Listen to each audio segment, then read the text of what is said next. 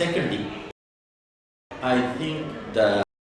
political economy of a community, a state, a world at large, again is another field where the global leadership and the national leadership can be measured upon. And political economy are knowledge-based economy and the legal framework of a state and economic field again comes with the worldview of a leader. Because leadership stands for the welfare of the community, of the nation, and of the global human society. So unless a leader is equipped with the economic welfare tools and economic welfare paradigms, one cannot lead the whole society or any community.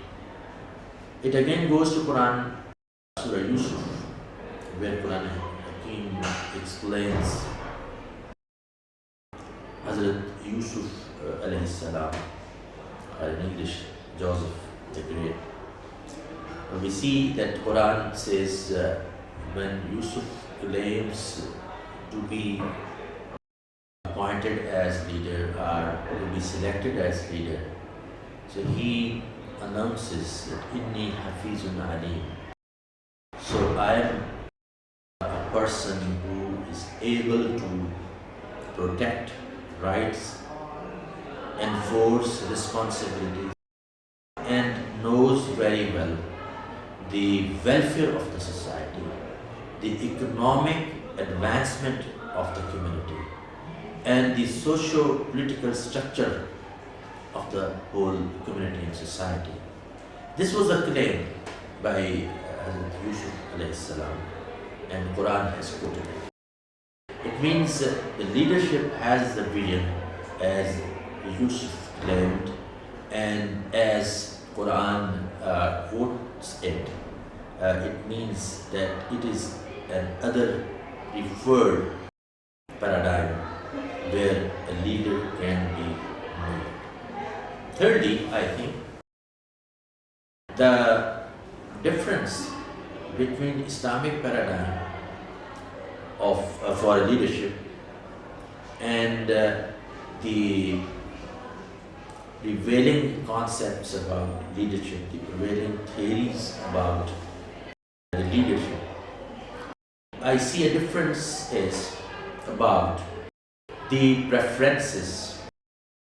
a leader makes for a community, for a group, for an organization, or for the whole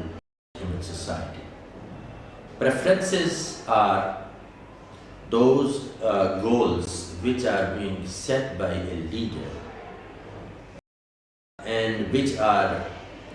chronologically ordered, or at least they are planned phase by phase.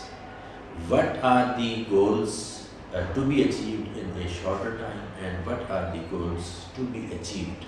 in the life hereafter as well. Now here we see that the worldly approach to human life and its objectives again hinders a person to think about, on one side, the whole humanity. It moves to just I to we as a nation. But in Islamic paradigm, this setting goals and preferences list and phasing and cascading it, projecting it, should be not only relating to the world here, but also the world and the life hereafter as well. So this is what the difference actually makes to the paradigm of leadership in Islamic philosophy, and the prevailing philosophy changes, and we see that there is a big difference of, again, leadership needs more initiatives in the benefit of human society and humanities. but we see that our preferences, our setting goals, our initiatives are limitized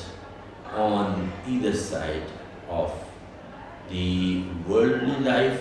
as well as the moral aspects of human dignity and human existence.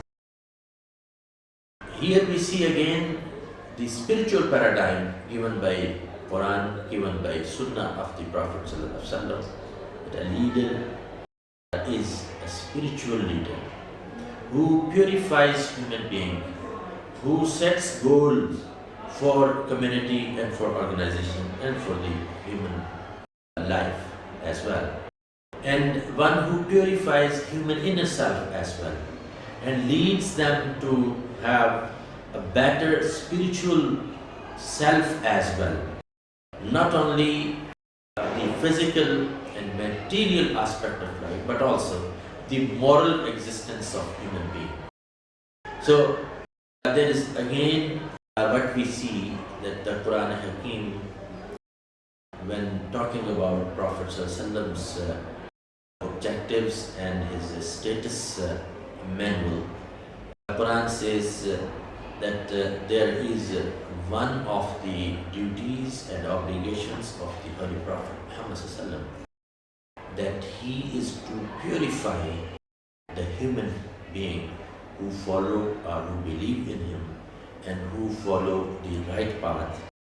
They are supposed to be purified both mentally, spiritually, psychologically, and physically as well, by the teachings, by the wisdom, by the hikmah, and by the knowledge being given by the leader, the role model, the Prophet Muhammad ﷺ. Here again we see that the difference of Islamic paradigm about leadership, that it focuses human inner self as well as human material self and physical self. So this harmony creates such an initiative in human mind and human activity that it becomes a person who is trying to become extraordinary, who is trying to excel, and then one who is excelled, one who is extraordinary, can lead the society, community, and the whole human globe as well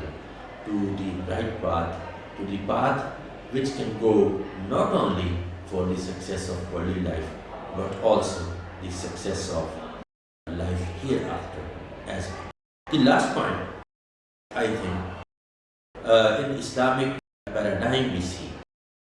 the difference in all aspects of leadership, for example, functions of leadership, as the setting goals, organization, initiatives, coordination, direction, and then development for the welfare. And if we keep these functions of leadership in our minds, we can easily characterize these functions to be reflected within the leadership personality on one side, stability of mind and heart on the other side, competence, being a person who is able to have different initiatives, competence, faculties, and potentials of the leader. Then we see creativity, having new initiatives, a thinking mind, and plunging into different new dimensions, opening up new avenues.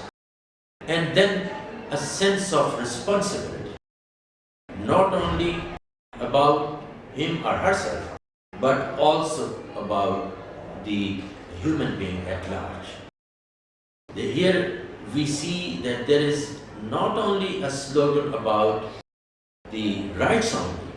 but the focus we see is upon the responsibilities as well. So responsibility and rights go hand in hand with to build a better society which can lead to the welfare of the human being. That's all I think for consideration of our researchers today and the presenters